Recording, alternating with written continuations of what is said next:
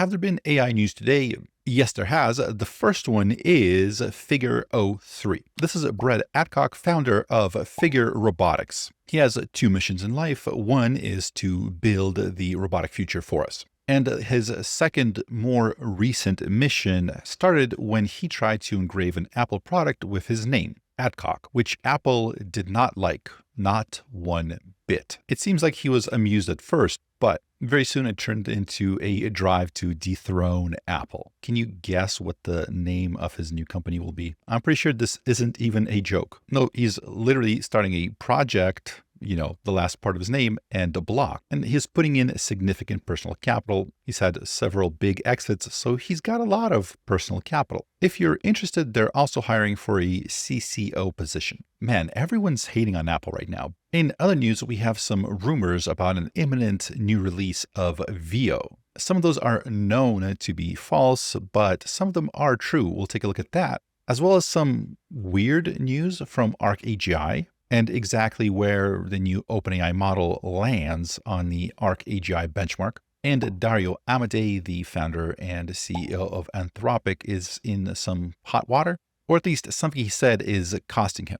Also, we have our State of AI Report 2025 by Nathan Benet, and much, much more. So make sure you're sticking around till the end of the video. And first and foremost, here's that Figure 03. This is a robot that's coming to your home very, very soon, if you want it to. But really fast, let's take a look at the robot. They're using some music in the background. I don't know if I have the copyright to that or who holds the copyright. So I'm going to be using some music that I've created in Suno AI.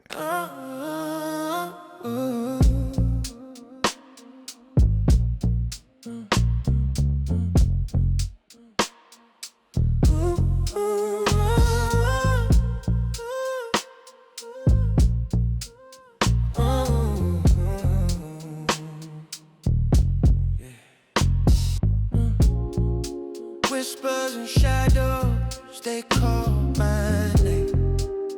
A candle flickers, but it's not the same. They say prove your worth, no time to stop.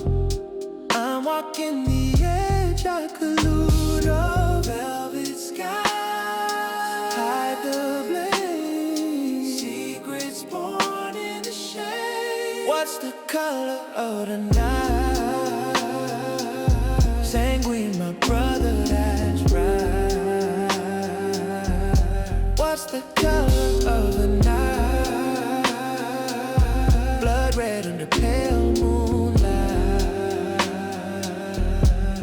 Oh, oh, oh. Steps in silence through the hollow halls. Echoes linger where the dagger falls. Oh.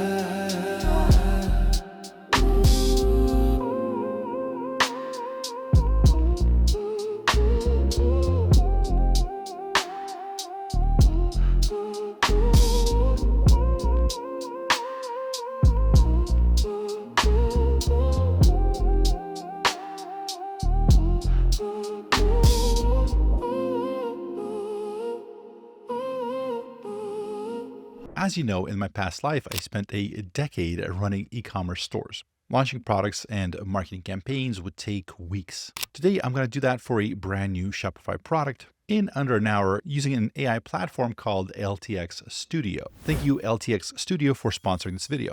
If you run e-com, you know the grind. Product shots, UGC, B-roll, cuts, voiceover, timing. it's slow and expensive. LTX Studio is an all-in-one platform that takes your idea from multi-shot video, storyboard, shots, timeline, export, all in one place. I'm using their new project setup so my GenSpace storyboard and timeline live together. First, product visuals in GenSpace with Flux Premium for crisp, ultra-realistic images. Then click to turn image into video. There are several models to choose from depending on your needs. Add motion using camera motion presets and keyframe controls for repeatable pro moves. Drop everything into the timeline editor to time hooks, add auto SFX, music, and a voiceover. It's a fast-paced world we live in. They also just added Google's Nano Banana integration, and I'm using it to do super easy iterations and high-quality image editing. No need for Photoshop.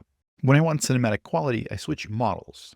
LTX-V Turbo for fast iterating, LTX-V 13B for higher fidelity, or step up to VO when I need that final pixel look. In under an hour, I've got a testable ad pack, hooks, benefits, lifestyle, and product in use variations ready to A/B test. If you want fewer tools and faster results, try LTX Studio, link down below. So one interesting thing about the figure presentation is nothing in that film is teleoperated. So a lot of the demos that we've seen by robots, they are teleoperated, meaning that there's a person somewhere with, maybe VR goggles and some sort of feedback gloves that is controlling what the robot does. Or at least that's how those robots are trained with teleoperation. If that's how we're sort of gathering data for them, it's kind of like the VR goggles plus the gloves. So I guess when you have the final product, it can be probably operated through any number of means. But the point is, most of the robots that we see out there, especially if they're like on a conference floor engaging with human beings, they're probably teleoperated in some way or another. This figure 03, according to Brad Adcock, the founder of the company, nothing in that video that we saw is teleoperated, so that would imply that it is autonomous. And I gotta say, if all that checks out, then this is incredibly, incredibly impressive. Now, I'm wondering if you notice the pattern of what you have to add to the robots if they're meant to go inside a residential place, inside your home, as opposed to if they're going inside a factory. There's one minor but very important difference. That important distinction that is needed for robots to be allowed in the household is clothes, or at least some sort of a cloth that you throw over it, somehow making it more appropriate for the home. Here, Dedrick is saying, Figure 03 introduces fabric layer design, a garment-like shell over precision hardware. That's not to be confused with the Terminator. That's a cybernetic organism, living tissue over a metal endoskeleton. I figure I just throw that in there. I'll be back. But they're saying that this new Figure 03 is the third generation humanoid robot. It's designed for Helix. Helix, I believe they talked about earlier. I think we covered it in one of our earlier videos. Basically, their sort of world model. I believe it's a vision language model. Apparently designed to run on the robot, so you don't need to connect it to the cloud or whatever. It's all on board. They don't put too much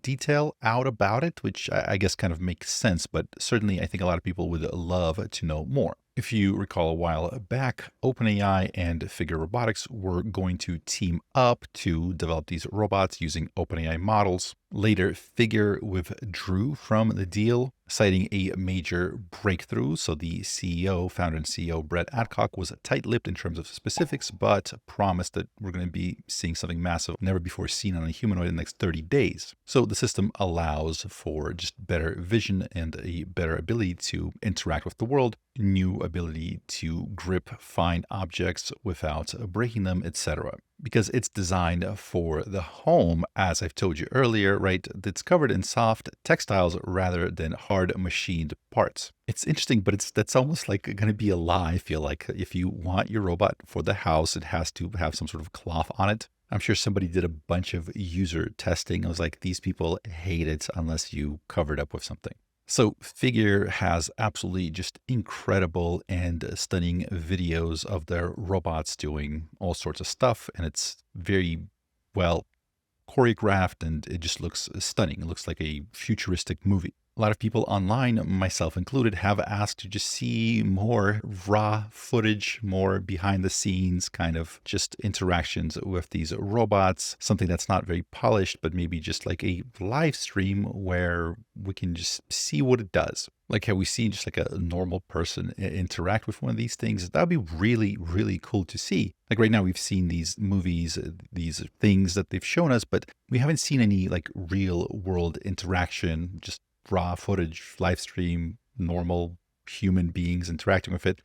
I think everybody would love to see that. There was even a Time article on the Figure 03. CEO Brett Aycock says robotics is on a similar curve to digital AI, suggesting that big capability jumps are coming. And this is true. We've seen multiple CEOs of big companies, including Demis Hassabis, saying that we should expect to see some pretty big jumps in robot capabilities pretty soon. And Figure is hoping to have Figure 03 in select homes next year, which would be incredible to see.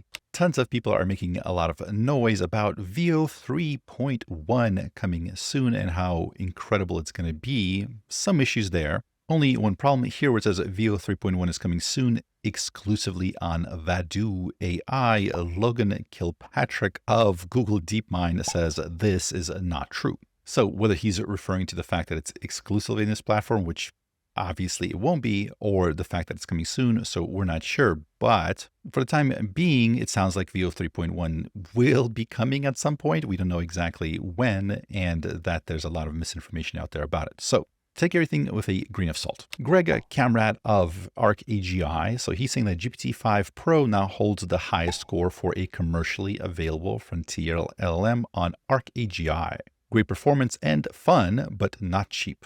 I personally only use GPT-5 Pro for my hairiest problems like planning, large code debug, etc. It costs about $4,000 to $5,000 for all ARC tasks across 4 sets. So here is ARC AGI 1. So Grok was the sort of leader in that for quite some time. And that purple dot is Grok 4, I believe. These two things we'll talk about in a second, but these were modifications made by machine learning researchers. They used Grok. So this is also Grok, but not the default Grok, so to speak. And as you can see here, GPT-5 Pro edges out Grok 4 by just a little bit, right? So maybe if Grok 4 was a 66%, GPT-5 Pro is maybe 70%, something like that. Oh, it's a 70.2%. But notice that the cost per task is significantly higher. Notice this is a logarithmic chart. So it goes from 1 cent to 10 to $1 to $10 to 100 to 1,000. So this jump is from right around $1 to about $4.78 per task. Now, there's one thing that's very weird about this chart, and that is this. Let me just scooch it over to the right a little bit, because all the way on the right here, you see O3 preview. So O3 preview is higher on the score than either Grok 4 or GPT-5 Pro, but it's incredibly expensive on the sort of per task metric. So kind of depending on where this is, maybe it's a few $100 per task, definitely over 100. And on this logarithmic scale, it's hard to tell, but maybe $200 to $300 per task, whatever that is. Greg mentions that here, saying that GPT-5 Pro still isn't at the performance of the O3 preview model we tested in December 2024, right? So almost a year ago, about 10 months ago, we had the O3 preview at 75.7 at about $200 per task, he says here, and the GPT-5 Pro, so the current best from OpenAI, only gets 70%, but is significantly cheaper at $478. By the way, if you're wondering about these dots up here, so as you can see here, E. Peng and J. Berman 2025. So J. Berman is sitting at 80%. So that's the highest result. So that's actually a modification of Grok 4. This person, Jeremy Berman, I'll link his X profile down below, but he is the person that got that high score. Believe it or not, he has a Substack, which shouldn't come as a surprise. Everyone has a Substack, I guess, at this point, but his explains how he was able to actually achieve that result. So he explains kind of what ARC AGI is, why it's important. Here he's explaining his method. So keep in mind, he did what he did with Grok 4, but he actually had a version 1 of the solution first. So he's explaining how he did that. So this was from December 6, 2024. So there he used Sonnet 3.5 with evolutionary test time compute. So by having these models create Python functions, he would be able to test them to see how well they worked, if they were getting closer or not, and kind of doing this evolutionary tree search to find the best solutions. I'll leave this link in the description if you're interested. It's a good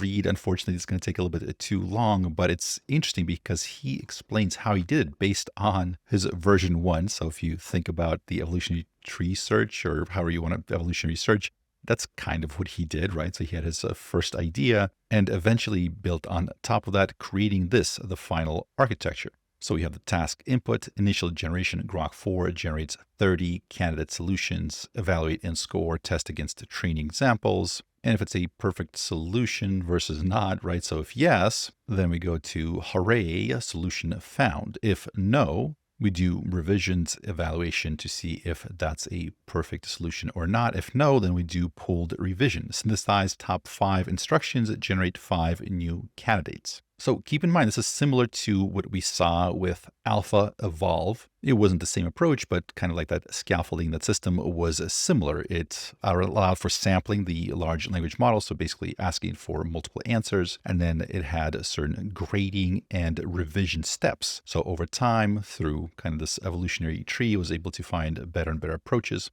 Sakana AI did something very, very similar with their Darwin Girdle machine, I believe it's called. So same thing, the evolutionary tree search for a self-improving coding agent. And there's a number of other ones that I'm probably blanking on right now. But the point is that notice these systems tend to produce really good results. We're seeing the same approach used at Sakana AI, at Google DeepMind, and now by this researcher to top the ARC-AGI leaderboard. So just to kind of give you an idea, this is where most of the models are. This was Grok 4 thinking, right? And this is that result that I just showed you. So notice how big of a leap that is. In some other news, Chinese researcher Xunyu Yao left Anthropic to join DeepMind. A big portion of the reason, 40% of it, was he strongly disagreed with the anti-China statements Anthropic has made. As Eugene Jin is saying here, Dario's first experience with AI was at Baidu, a Chinese company. He learned about scaling laws there. Strange that he made those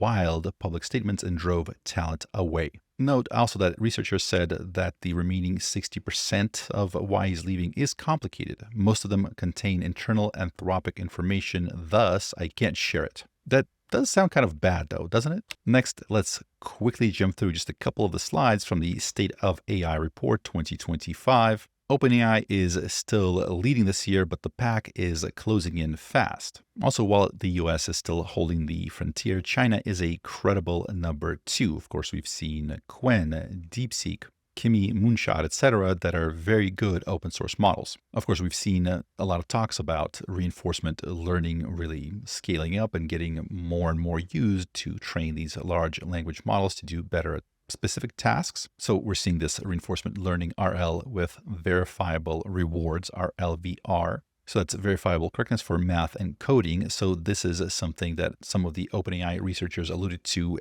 after, the OpenAI models did extremely well at the various coding and math competitions that we've seen. At the AdCoder World Finals, one of the internal OpenAI models was holding as the #1 contestant, and it was battling many, many humans. It was the first one. It was going to beat every single human that competed until in the last 30 minutes of the match, and I think it was like 10 hours long. The competition was 10 hours long. In the last 30 minutes, Sai Ho, a human, hooray, takes the lead. It takes the #1 spot. But man, is it getting harder and harder to beat these AIs. And we think that this RLVR is what OpenAI is crediting with as being able to do, at least it's one piece of the puzzle that makes them so good at math and coding. Of course, we had tons of news about OpenAI and Google winning all sorts of math competitions. I missed this part. This is interesting. So AlphaZero teaches chess grandmasters new concepts. So not only can these machines just beat us at various games like chess, this is showing that it's able to discover strategies and improve the gameplay of grandmasters, the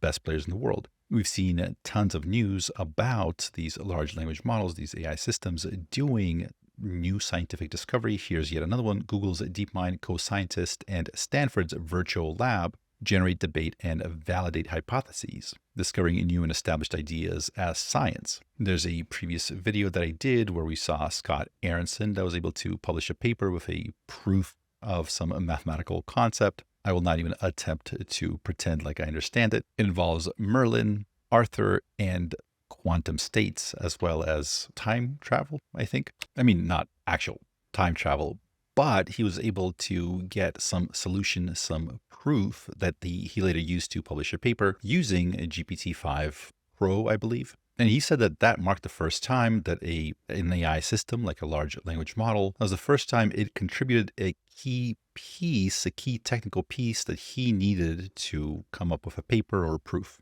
And of course, that wasn't the only one. We also have this thing we just mentioned and a number of other examples. There's still not tons of them, but there's a few, like a handful that are beginning to slowly emerge. And I'm sure a lot more are coming. AIs will help drive our scientific discovery forward, period. It's already beginning to happen. Some more advancements with protein language models. You're going to be hearing the term proteomics a lot more moving forward, I imagine. It's like genomics, but for proteins, proteomics. Capability per dollar is doubling every few months. Google DeepMind's rate is 3.4 months. OpenAI's is 5.8. More predictable gains are driving more investment and more intelligence for less money. AI software adoption is going up. We now have that 44% of US businesses pay for AI, up from just 5% in 2023. The average contract value is expected to double from $500,000 to over $1 million next year, and the 12-month retention is now 80+%. AI-first companies continue to outperform other sectors, and that's not by valuation, that's by revenue. So some of these numbers are a little bit conflicting with that whole idea of the bubble popping. It does seem like the models are improving, getting cheaper, that there's revenue growth. Also, keep in mind that a lot of these large capital expenditures that these companies are doing, a lot of people point to them as sort of signs of a bubble forming. But a lot of these companies that are spending those huge sums of money, those companies already have more cash on hand than some nations. And a lot of this growth is funded by that cash that they have on hand. It's not leveraged, it's not borrowed. They have large gobs of money, and they take some of those gobs of money and they invest it in AI and data centers, etc. So this seems like something very different from kind of what happened in the dot-com days, right, where it was just like hype and speculation. This seems more like established sort of giants building out the AI infrastructure. But I will say that the AMD stock is shooting up 50% once they announced their deal with OpenAI. That does seem pretty wild. I'm not going to lie. And I was today years old when I realized that this guy, this is of course Steve Carell in the movie The Big Short. If you haven't seen it, it's a great movie. It's about the big housing crisis back in 08-09. It's a great movie. It's a great character. It's based on a real life person. His name is Steve Eisman. I was today years old when I realized that he's actually on YouTube now. So about 6 months ago, he decided to start on YouTube to start talking about the investment, and certainly an interesting character that's been doing various investments for a long time, really understands how